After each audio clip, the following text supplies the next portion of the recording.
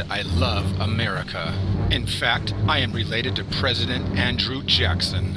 And both my father and my grandfather are 32nd degree Freemasons, sublime princes of the royal secret.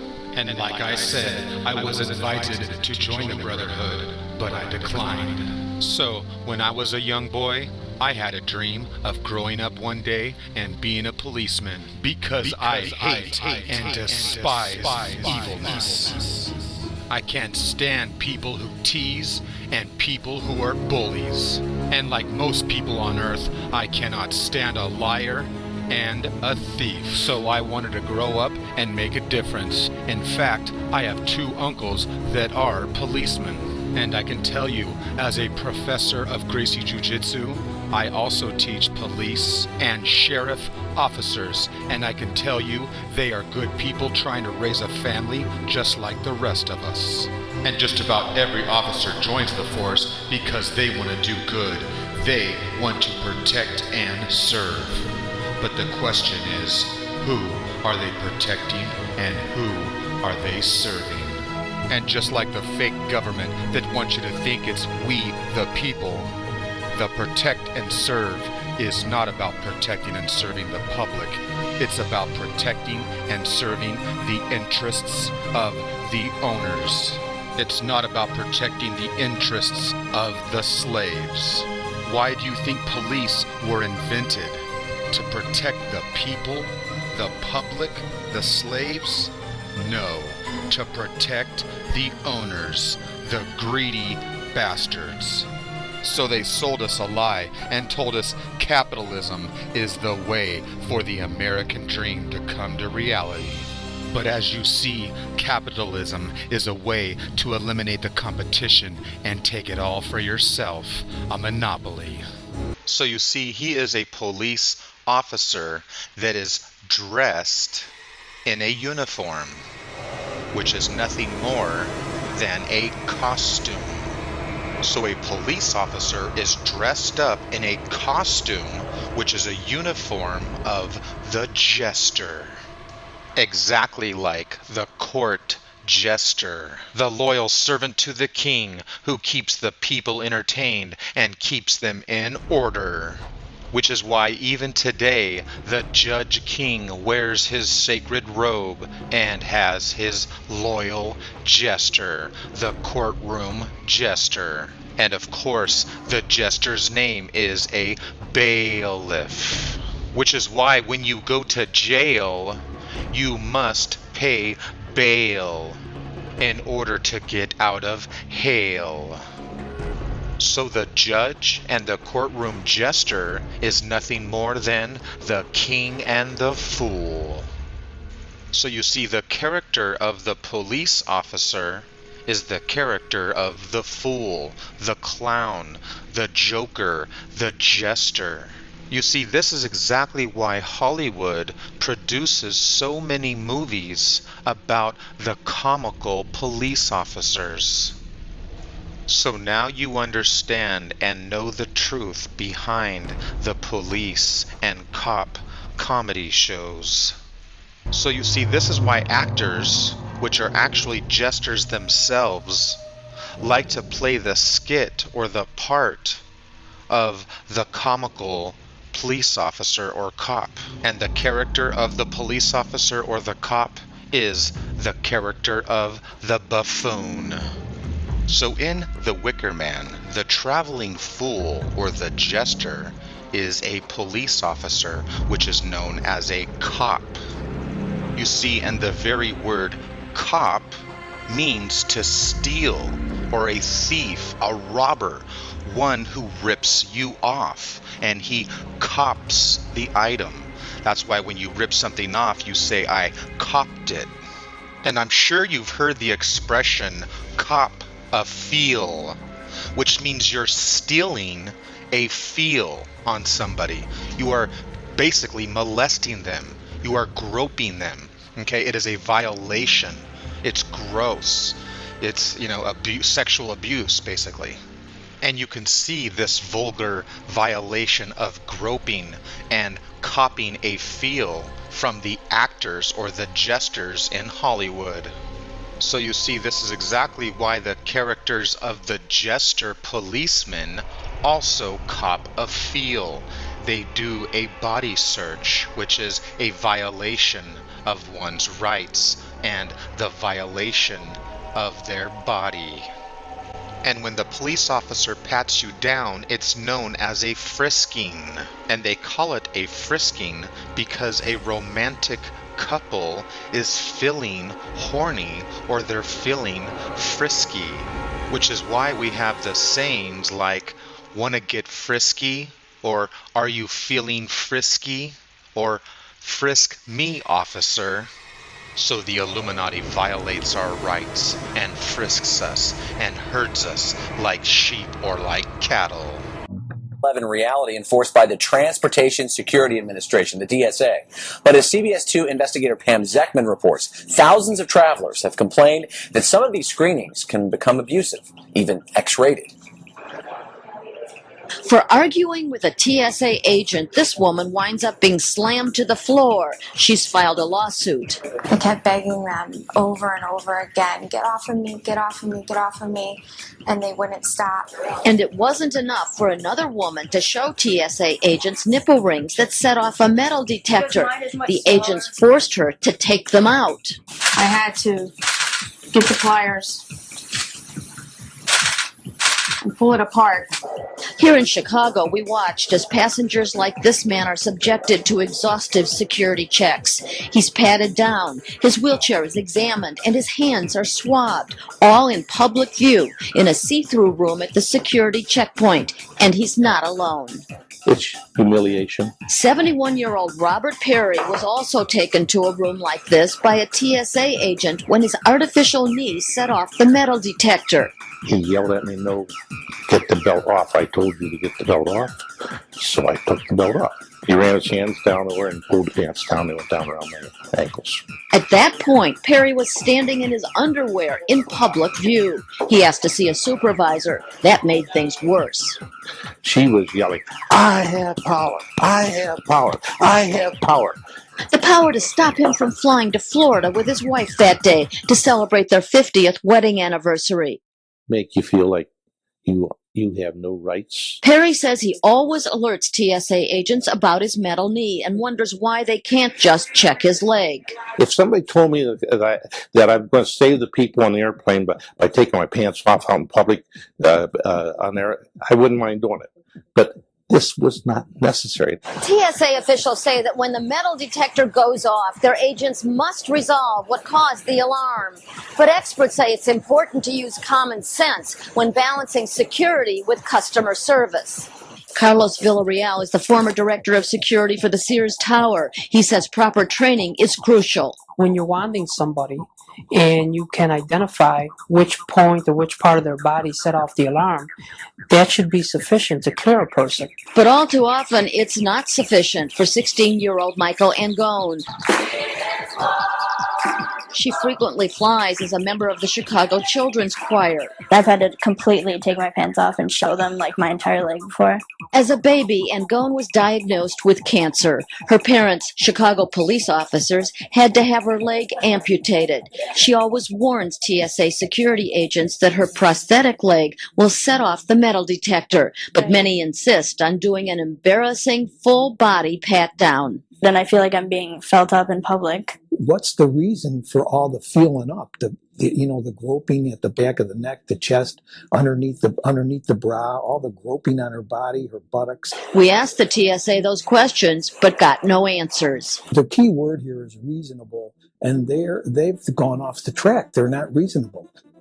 The TSA did not answer our questions on the Angone and Perry cases, but the agency has announced that soon passengers who set off an alarm that cannot be resolved will have a choice: agree to a physical pat-down or what some believe is an even worse invasion of privacy. Soon, O'Hare will get its first advanced digital X-ray machine. It allows TSA agents to see through clothes and discover any hidden weapons. Critics liken it to a virtual strip search. A TSA spokesman said that out of 2 billion passengers screened since 9/11, there's only been 110,000 complaints. As a result of the nipple ring case, the TSA did change its procedures regarding body piercings. Robin Ann.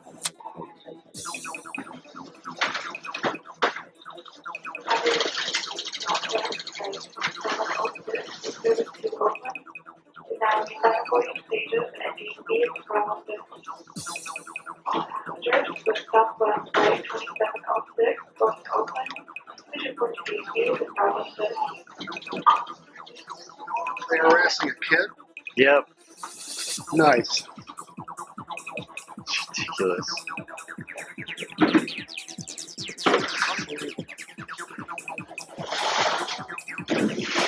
And the jester police officers, or the cops, are unfortunately too blind to even know the true meaning of their character or of their job.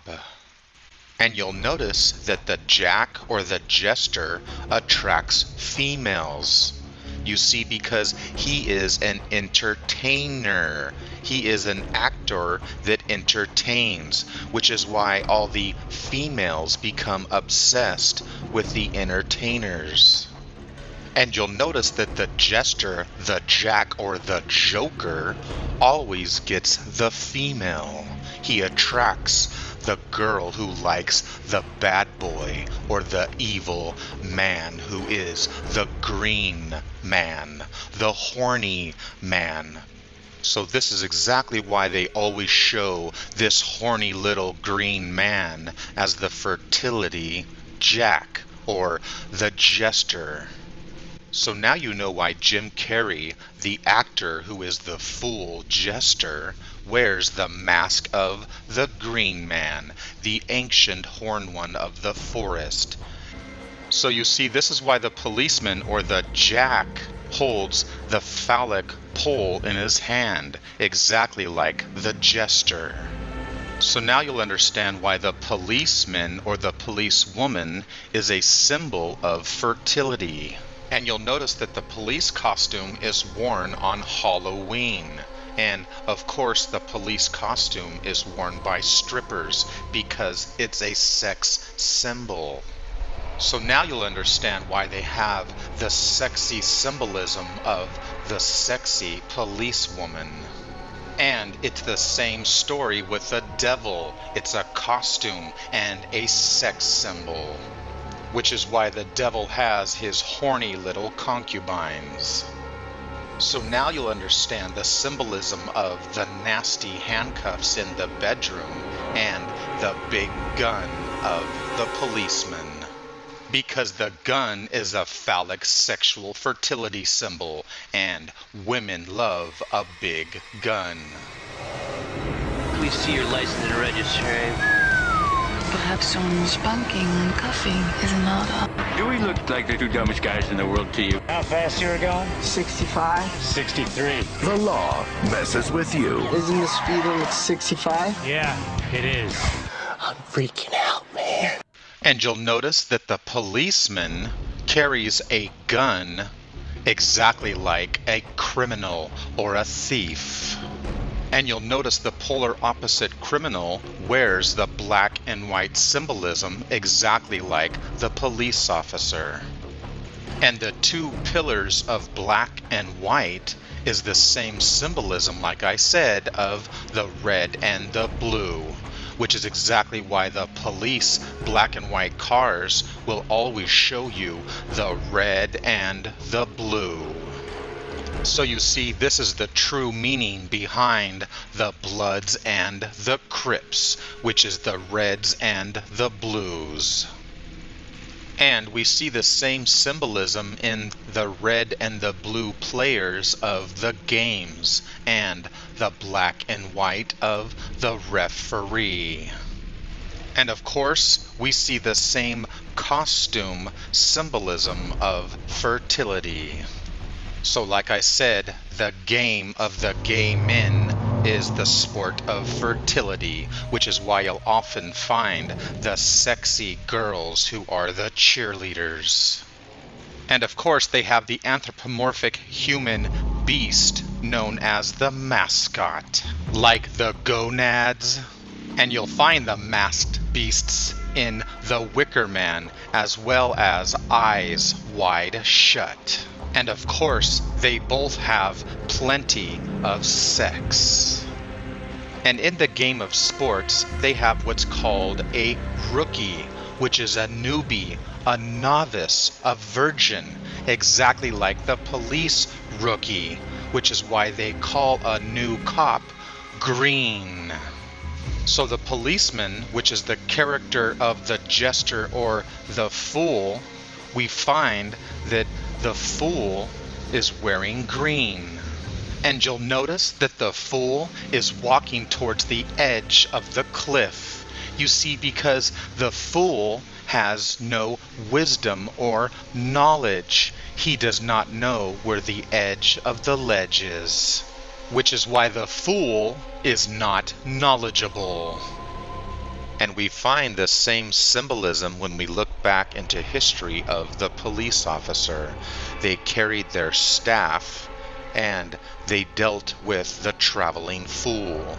So the ancient lawman or the policeman were used to fool the people and keep them in order and in line, which is exactly why they were called a constable. So the constable was first hired to control the animals and keep them in stables, which is why it's called a stable. Stay bull. So now you'll understand why the policemen or the constables are bullies and why they shoot the bullets at the bullseye, which is why the bullies carry around a billy club. And yes, the very etymology of the word bill means the bull. So it's a bull's club, which is exactly why they use it when they are acting like bullies. Because they are the ox or the boss, which is our boss.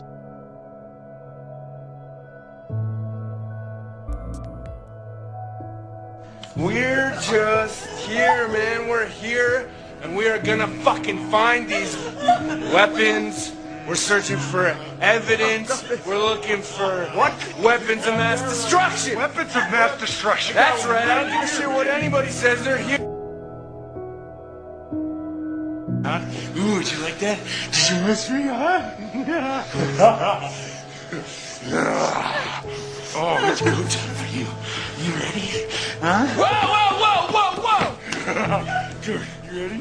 Here you go. Here you go. Come here, Salazar. Come here. Take your fucking hand. Take your fucking hand. Russ, hold on. Wait for Flake. Hold on, Russ. Wait for Flake. This is his idea. He gets the cherry. Come on, wait up. You got a problem with sloppy seconds? Russ. Holy shit. He tried to use this on me.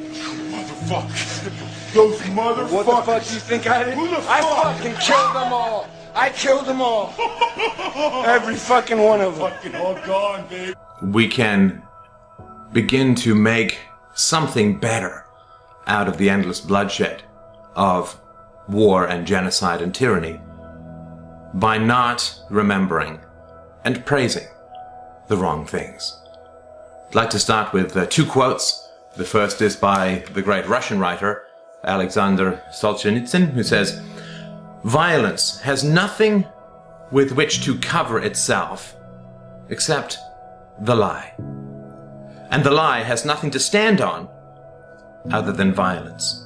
Any man who has once acclaimed violence as his method must inexorably choose the lie as his principle."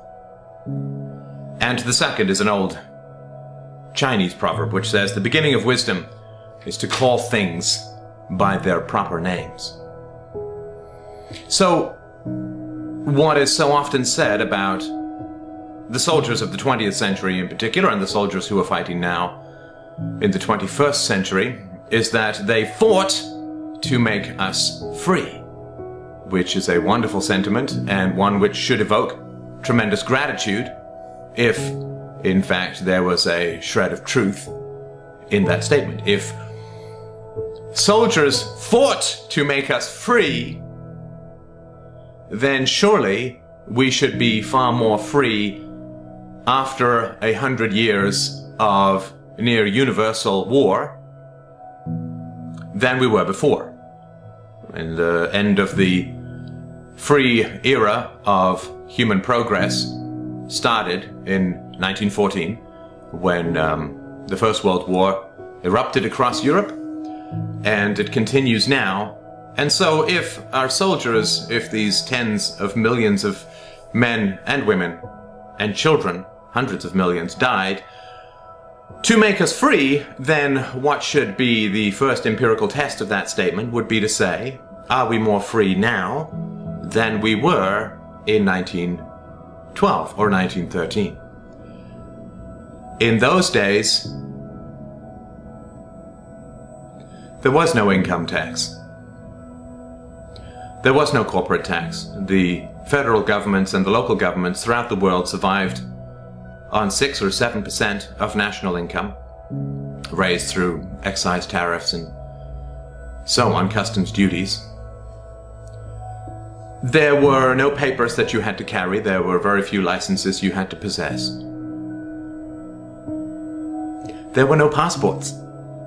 There were no passports. You could travel from one country to another. Free.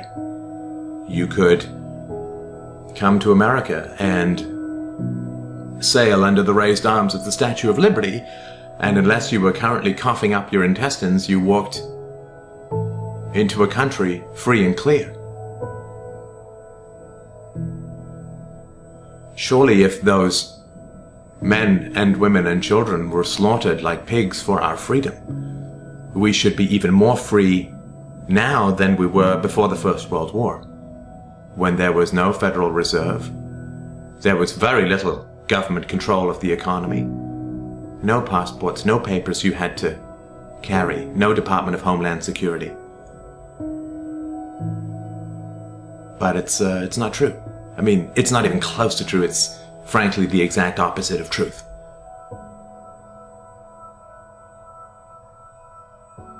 And there's this myth that is around, that people believe,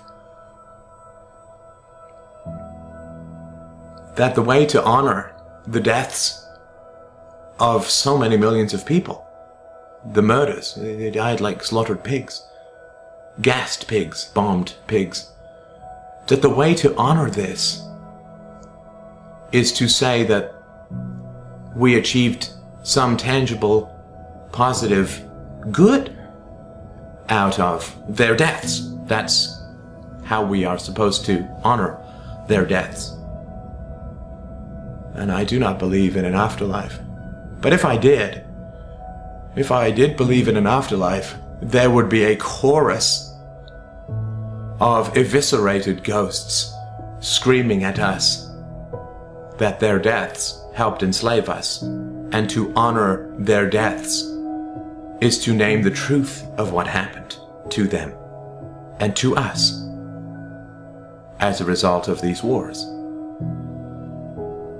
We do not want, we can't make their deaths good, of course, but we can try and rescue some positive and forward momentum of human progress and human virtue from these hundreds of millions of deaths, and we don't do it by pretending that they died to set us free, because we are less free, far less free now than we were before these slaughters began. You know, the amazing growth in wealth in the 19th century, with all of its problems, of course, slavery, no rights for women, children treated like dogs, with all of its faults, which were considerable, the wealth that was generated by the 19th century, by the Industrial Revolution, was staggering. Do you realize that almost to a dollar, the First World War wiped out all of that progress?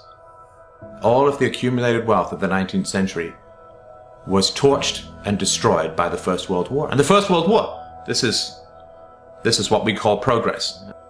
If America had not come into the First World War, you would not have had a Second World War, you would not have had a Cold War, you would not have had the tyranny of Lenin and Stalin and Khrushchev and Brezhnev. You would not have had all of Eastern Europe swallowed into this cavernous maw of disgusting, vile and violent socialism, communism. They did not die, these people did not die to set us free. They did not die fighting any enemy other than the ones that the previous deaths had created. Violence is a genie that attacks everyone. We all want a gun, right, that we can take out and point at someone else, but as is said in Lord of the Flies, a spear is a stick sharpened at both ends. It goes into both bodies. You cannot unleash violence on others without it coming back to you, which of course is 9/11 and all of the other repercussions that have come from American imperialism. So the beginning of wisdom is to call things by their proper names. Soldiers are paid killers, and I say this with a great degree of sympathy to young men and women who are suckered into a life of evil through propaganda and the labeling of heroic to a man in costume who kills for money. I say this with all sympathy to the destructive effects of propaganda, which keeps alive religion and patriotism and the military and the police and wars. The lies of collective virtue and the lie that honor is accepting ordered killings for money and prestige and pensions. Because morality is a technology that is invented. You don't say that a medieval doctor was a bad doctor because he didn't prescribe antibiotics, because they didn't exist. We create the possibility of moral choice by communicating the truth about ethics to people. That, to me, is where real heroism and real respect for the dead lies. Real respect for the dead lies in exhuming the corpses and hearing what they would say if they could speak now. And they would say, if any ask us why we died, tell us because our fathers lied. Tell us because we were told that charging up a hill and slaughtering our fellow man was heroic and noble and honorable.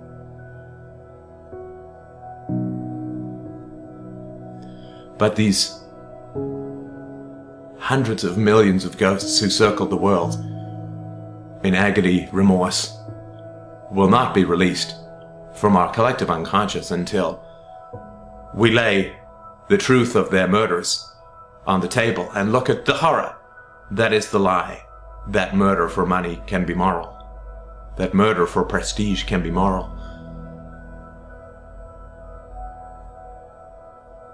How do we support the troops? By taking away the ethical support for the evils that they do. These poor young men and women propagandized into an undead ethical status, lied to about what is noble and virtuous and courageous and honorable and decent and good, to the point where they're rolling hand grenades into children's rooms.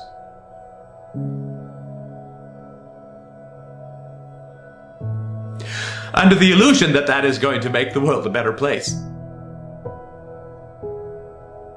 Ugh!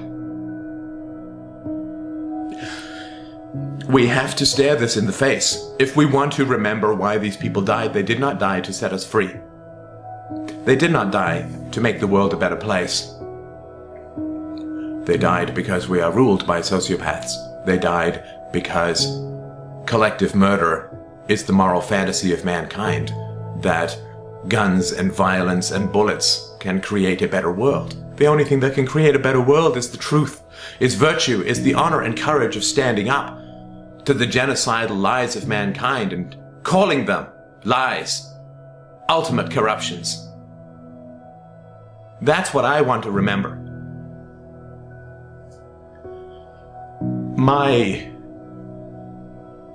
my family on both sides, they suffered so much in these wars. My grandfather's generation in World War I, most of the men were killed in the trenches. It's not that far back. On my mother's side, my mother was born in Berlin in 1937. Not where you want to be. Shipped to orphanages in a time of war. The horrors that she experienced probably can't be encapsulated in language. The destruction, the burning of the world that she inhabited.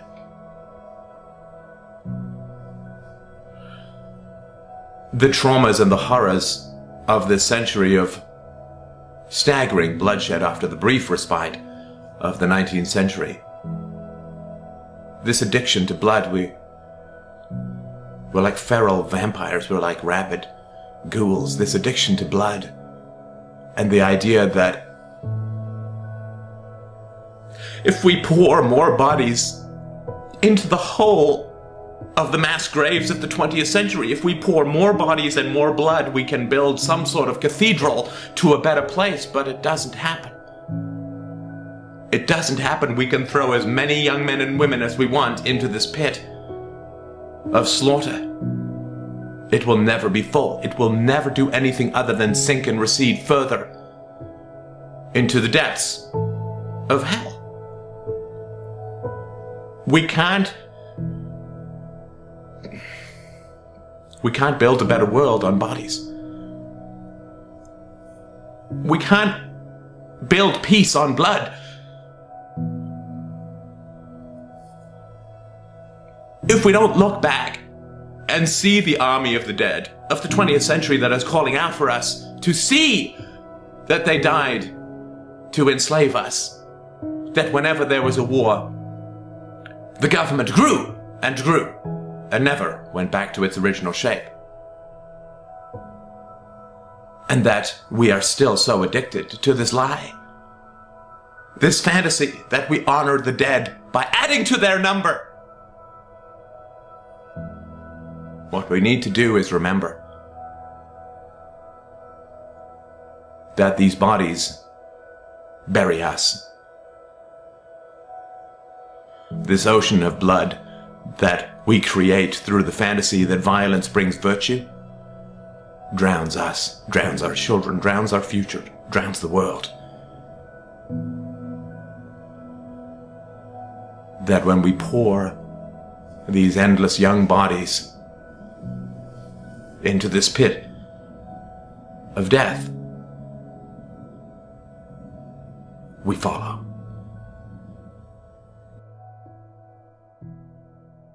Order followers. These are the people who keep this system of slavery in place.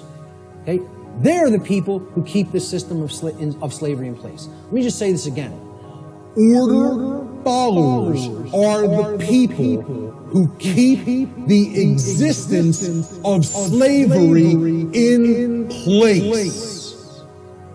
Not the ruling class, not the masters, not the so-called elite, which aren't the elite of anything but the bottom of a trash can. Okay?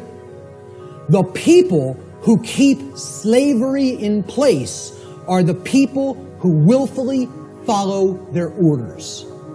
Nobody wants to hear that. And people will hate you for saying it. Following orders means, by definition, doing what you are told to do without judging for yourself whether or not that action that you are being ordered to carry out is actually right or wrong. That's the definition of following orders. I mean, can anybody refute that?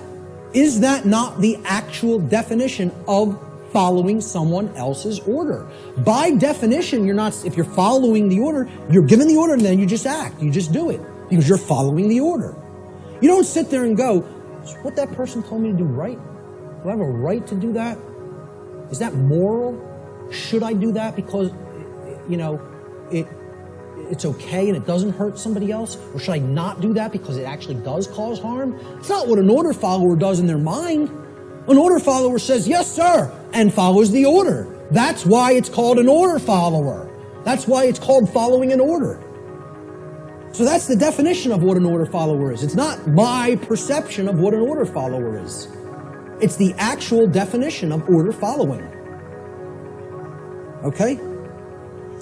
If an individual, this is key to understand, if an individual is performing the task of following orders, by definition, that individual cannot be exercising conscience. Since, by definition, exercising conscience means that one is willfully choosing through their free will for themselves right action over wrong action. So the concept of following orders is completely polar opposite to the concept of exercising conscience. You cannot be doing the same things simultaneously. It's impossible to do those two things simultaneously. They are contradictions in terms by definition. Okay? Most people don't grasp that. Okay? By definition, if you're following orders, you cannot be actually exercising conscience, which involves free will choice based on the knowledge of right and wrong. Here's what order following gets us as far as a nation is concerned. Not that we're not already there, not that these people already didn't take us. Because we're taken by them already, covertly. They took us through the school systems. They couldn't beat us militarily. So they said, well, let's send our ideologues over there and get into the minds of their children. And if you don't believe that's what happened, you're very, very, very naive. Not only the Nazis, but the communists as well. Because really, it's all just forms of socialism. That's what feudalism is. Worldwide socialism is, there's no such thing as private property. State owns everything. Rights don't exist. Property rights don't exist. Everybody's a feudal serf again. It's called neo-feudalism.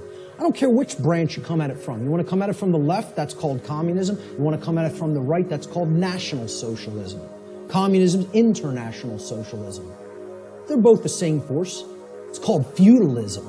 Let's just call it what it is. It's called feudalism, which is in itself just another euphemism for slavery.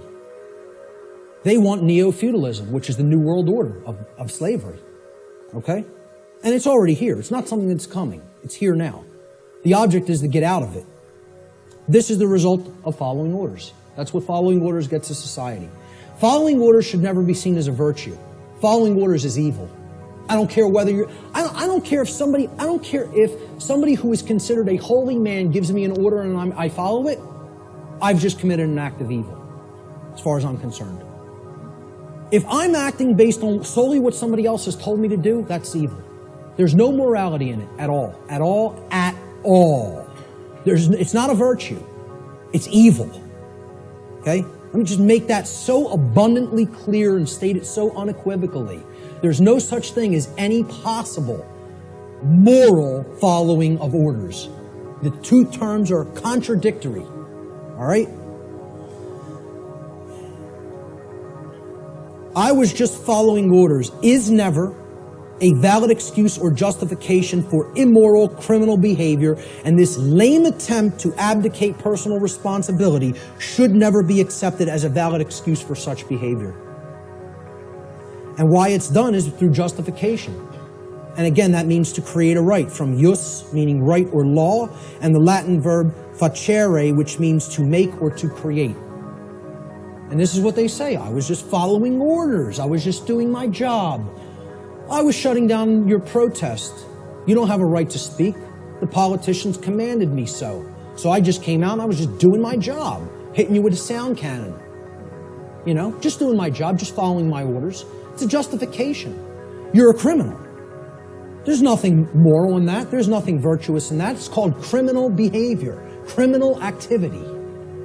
And what they do is try to create it into a right, make it into a right by a justification. And nobody should ever accept their justifications. Because you know what their justifications is? You know what they are? It's called a 100% crock of bull that is a complete lie. It's a lie. They're just straight up looking you in the face and saying, I'm not responsible for that. I just did it, but I'm not the one who's responsible for it because I was acting on orders. Well, see, this defense didn't work as the Nuremberg defense, and nobody in America should be accepting it. Nobody in America should be accepting it because they believe in the legitimacy of authority and government through mind control. That's what they believe it. They believe there's legitimacy to it. Most people actually believe that there's legitimacy to this criminal behavior because a class of people calling themselves government have magically been imbued and gifted with such rights, quote unquote. They believe they have rights other people don't. They themselves believe it, but worse is that the people who are actually affected by that criminal behavior, they believe they have the authority to do it. Gandhi said, you assist an evil system most effectively by obeying its orders and decrees. An evil system never deserves such allegiance. Allegiance to it means partaking of the evil. A good person will resist an evil system with his or her whole soul, which means saying no. Fashion trends are just a form of elite mind control programming, mass manipulation to make you want to become fascist or to be fascinated by our fascination, by our fasci nation, our fascist nation. Fashion. What a fascinating way to be fastened into a collective fascism or a fashion schism. There is something quite fascinating about our fashion and culture as a tool forming our brain to a desired way of thought process and acceptance into making us uni-formal. It leads us straight into fascism. All forms of fascism had their dress codes, very distinctive ways of dressing.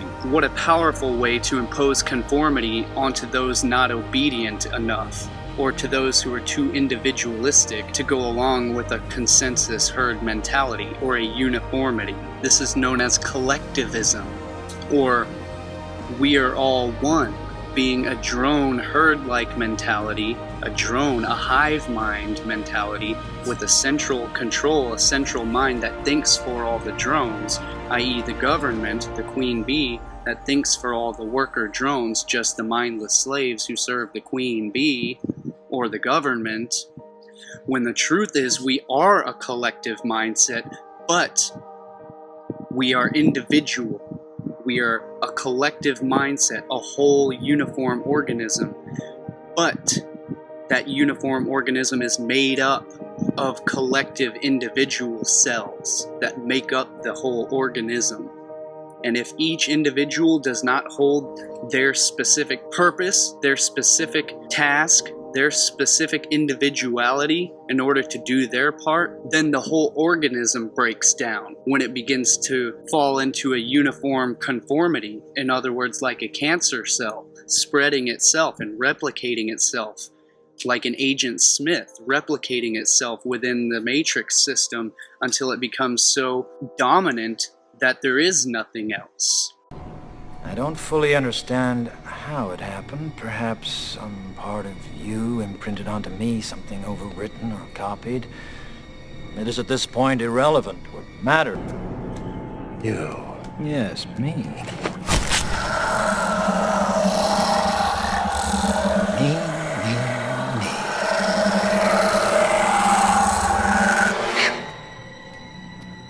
Me too. Identity is the ID entity, the entity of self-awareness. Our personal identity is what makes us unique, what differentiates us from the herd, the consensus, the aggregate, the uniform. What's ironic, though, is the etymology of the word ID, entity, identity, actually means sameness, oneness. And that's the exact opposite of what we attribute its usage to mean, which would be differentiation or distinction, distinguishing between one and another. ID, id, is Latin for it, meaning that, or that one, So in other words, it's the ability to distinguish between one and another. It's the ability to discern between one thing and another. It's the distinction. And it comes from Proto-Indo-European word I, as in the letter I.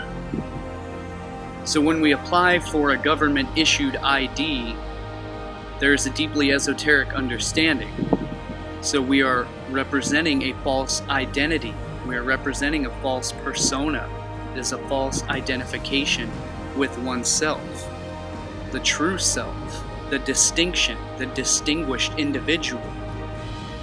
So in other words, when we apply for the ID, we are agreeing to consensus, to sameness, to oneness, to uniformity, to conformity. While when we preserve our individual natural rights, our natural law, because corporate law is not law, it's just code and statute. It only applies to corporate policy.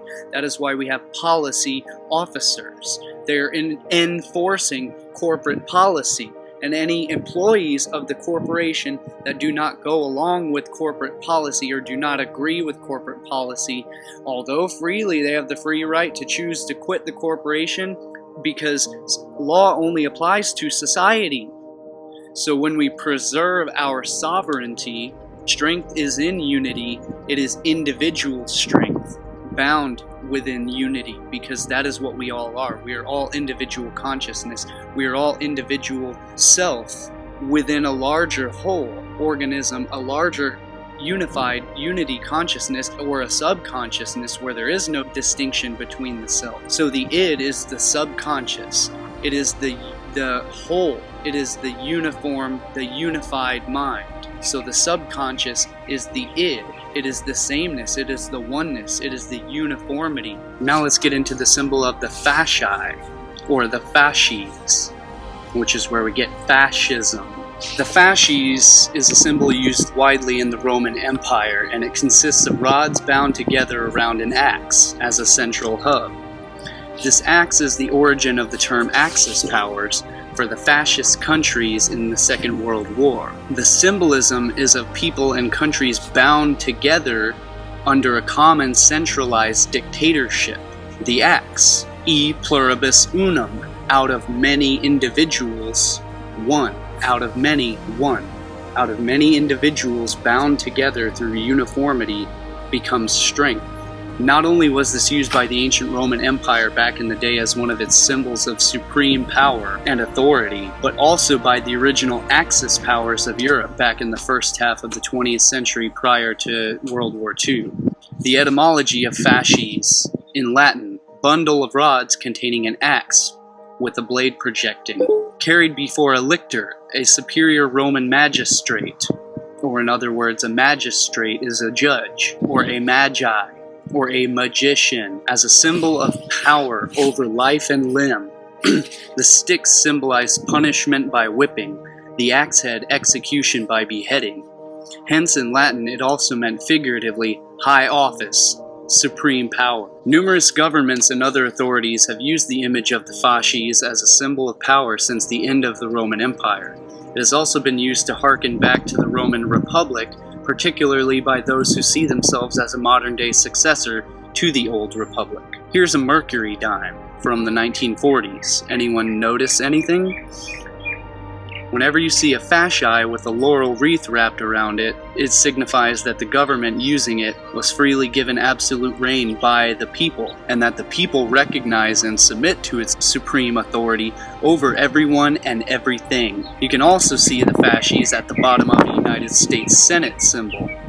And of course we see the dual fasces on either side of the podium in the United States Congress building on each side of the US flag. And it's funny, if we notice the symbol in this picture, we can see two of these symbols of fascism on either side of the two center columns.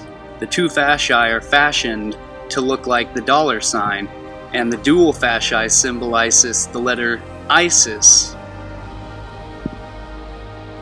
Once we begin to understand the subliminal language of symbolism, the world we live in becomes much more different than the way we formerly viewed it.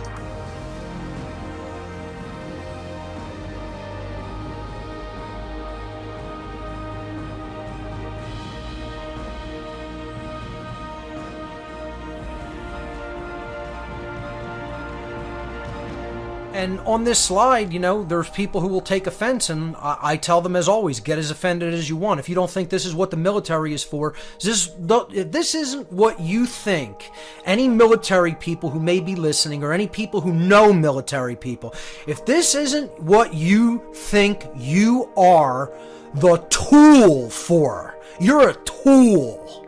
Okay? And I mean that in the absolute street lingo sense of the word. A tool. Okay?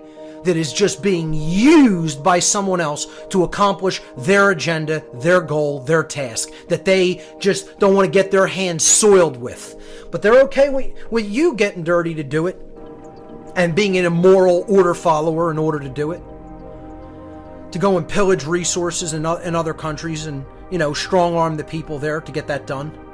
That's all. You're just an attack dog. And that's what they're all too happy to call you their dogs. That's what these people call you. It's what they call you. They're dogs. They're pets. They're animals. That's my little dog that I keep in the house, and then I put him on a chain and I unleash him when I want to attack somebody. Yeah. And they give you dog tags, and you're too stupid to see the connection. You're too retarded to see the connection. I mean, really, it's like a 2-year-old. It's what these people are. They're like 2-year-olds whose mommy and daddy never paid attention to them. So let me go and join up. Here's my new surrogate family called the military cult. You know, I'm going to go join up and go rape the earth. You know, and then strong arm a bunch of people I never met too while I'm at it. Yeah, that's going to make me feel like a real man. Whatever. It's a bunch of clowns is what it is. A bunch of clowns. These people are retarded children who never grew up and don't want to grow up. You know, letting people who hate them and they call you their animals, people. Do I need to say any more than that? They call you dumb, stupid animals. I'm not telling you that from book knowledge or from reading a quote. I'm telling you that from their lips to my ears. Okay? In the room with them, calling you their pets. It's unbelievable. And these people still can't see it. They decorate you with the regalia of an animal, giving you a dog tag, and you wear it as a symbol of pride. Absolute utter fools. Utter fools. And, you know, what we're doing to the earth is just that's the icing on the cake. I mean, and all the other species of animals that live here. You know? Responsible for the extinction of more other life forms than, you know, than any other species has ever accomplished. Because this whole paradigm of the oil monopolies, of the oil cartels, of this unsustainable paradigm is about taking whatever we want. We're the takers. That's the R complex, the reptile mode. I'm going to take and hoard, you know? And then put myself in a position where nobody can ever break that monopoly. And they can't even see they're a drug addict. They're a drug addict. They're imperialists. The people who are helping them do this are imperialists, creating these false flag events for more justification because the people are tired of these wars. They need to create these justifications to go into these other regions and continue to wage their blood sacrifices called wars. It's a self-imposed noose around the neck, all by a bunch of mental midgets who are trapped in the R complex of the brain and addicted to adrenaline, you know, and think it has to be this way because they have no imagination. And I'll be damned if I'm going to be ruled by people like that, not without a fight, not without consequence. There will be consequence. Trust it. Know it. Know it like you know your name. Not going to go quietly into the night. Not this one. Not this one. And I know there's a lot of people who join me in that sentiment. A lot. A whole lot. And the time's coming. Because we're not doing the great work in enough absolute force. We don't have the force of numbers that we need to accomplish the work. To do this in mind, which is why I keep trying to impress upon people the imperative of the time that we are at. You need to speak this to these people. I was saying the other night when I went on Popeye's show on Truth Frequency last night on Down the Rabbit Hole. I want to start a campaign that is about reaching the military and the police, because ultimately if we don't reach these people, there's going to be a absolute bloodbath on the earth. That's what's coming. Okay? We have to reach their mindset to change it. That's what the great work is, folks. If you haven't figured that out yet, you're not paying attention. You're not paying attention if you don't understand that. So I want to do something called cut off the causers. Maybe somebody can come up with an even better name, but just kicking around the idea and discussing it with some people. We need to set, and people think of this, is what I'm about to say the equivalent of guilting someone? Yes. There's a reason that guilt exists. There is a reason that the emotion of guilt exists. It is to be felt. Just like anger, there's a reason for it to exist, and it is to be felt. When something is going wrong, that is something that is unjust, iniquities are taking place around us. Inequities are taking place around us. Injustice is taking place all around us. That's what anger is there for, to be felt in the physiology, so that you will get up off your rear end and get motivated to do something to change that condition. Well, guilt is there for a reason too. It's to make people understand that what they're doing is immoral. And believe me, I felt more than my fair share of it in my life. And that emotion helped me to come out of the dark satanic mindset that I was once in, that these police and military are still in. So I want to set a couple of dates. Like one date we start, and it's a campaign. We're going to relentlessly hammer on the minds of military and police personnel with information. Their families have to do it. Their friends have to do it. Anybody you know that is connected with these institutions, anybody you know that's in banking, government, finance, military, police, etc.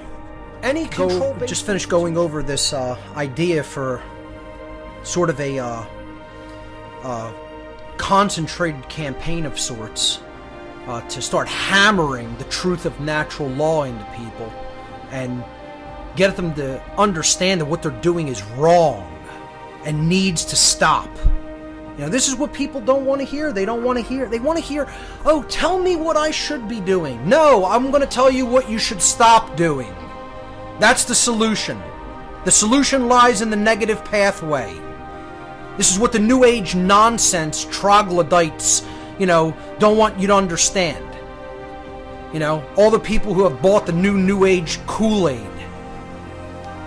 They want you to think, oh, it's all about building something new. No, it's called stop doing what you're doing that's immoral, and then the world will change. It won't be enslaved anymore. No one wants to hear that, though. They want to hear some crazy, over-the-top, complicated solution involving, doing all kinds of new things. Well, you know what? That's not the way that the world's going to change. We don't need anything new.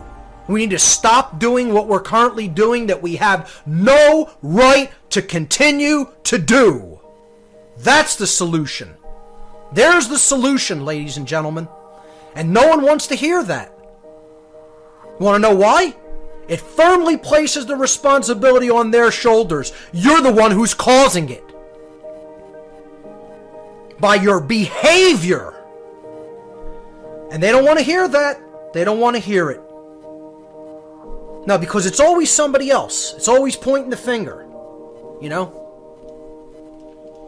So I want to do some kind of a campaign like where we tell the actual causers of the problem, meaning the people who are working in the control-based institutions, that they're the people who are causing slavery on this planet. Over a sustained campaign of like 6 months to a year, and then at the end of that, through the whole time, we're giving them ultimatums. Ultimatums. As your wife, I'm leaving you. If you don't change and stop doing this job within 6 months to a year, I'm out. And I'm going to drag you through the courts and take you for half of everything. Use their system against them. I'm gonna sue for full custody of the children so you never see your children again. Because I think you're a psychopathic lunatic that children shouldn't be around. You know? That's how hardcore we need to get. We need to start making these people 100% do what they're doing with no support from us. The idea of supporting these people needs to be withdrawn. Withdrawn. Is that guilting them? Yes, it is. Is that right? Yes, it is. Yes, it is. Somebody would have every right to withdraw all interactions with another human being. Disown them as their family member. How about if a mother said to their child who's in the military, I'm not proud of you, you're a disgrace. You're a dog of some psychopathic, lunatic, so-called elitist that thinks of themselves as God of this world, and you're their order-following pet. And I don't want to... You're not my son. How about that? You're disowned. And anything... I'm not leaving you a thing when I'm gone. Not a thing. You're cut off. You're cut out. Cut out of my will, of everything. I don't even want to call you son. How about that? You know? See, we need to put pressure. This is what no one wants to hear. Pressure is required to create change. It's not just going to happen willfully. These people are not just going to say, oh my God, I was wrong the whole time. Somebody's going to have to make them see it. And no one wants to hear that. You want to know why? It has nothing to do with New Age garbage. That's why they don't want to hear that. Because it's a full expression of the masculine force of truth.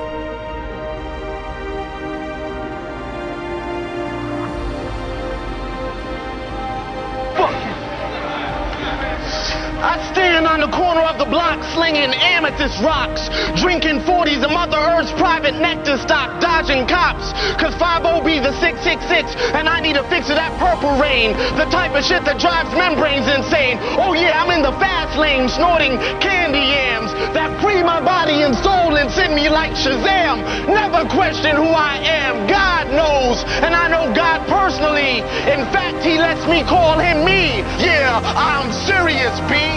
Doggone niggas plotted shit lovely, but the feds is also plotting me. They're trying to imprison my astrology, put our stars behind bars, our stars in stripes, using blood-splattered banners as nationalist kites. But I control the wind, that's why they call it the hawk. I am Horus, son of Isis, son of Osiris, worships as Jesus, resurrected like Lazarus. But you can call me lazy. Yeah, I'm lazy because I'd rather sit and build than work a flower field, worshiping a daily yield of cash green crops. Stealing us was the smartest thing they ever did. Too bad they don't teach the truth to their kids. Our influence on them is the reflection they see when they look into their minstrel mirror and talk about their culture. Their existence is that of a schizophrenic vulture. Yeah, there's no repentance. They are bound to live an infinite consecutive executive life sentence. So what are you bound to live, nigga? So while you're out there serving the time and I'll be in sync with the sun while you run from the moon. Life of the womb reflected by guns. Worship of moons, I am the sun, and we are public enemies number one. One.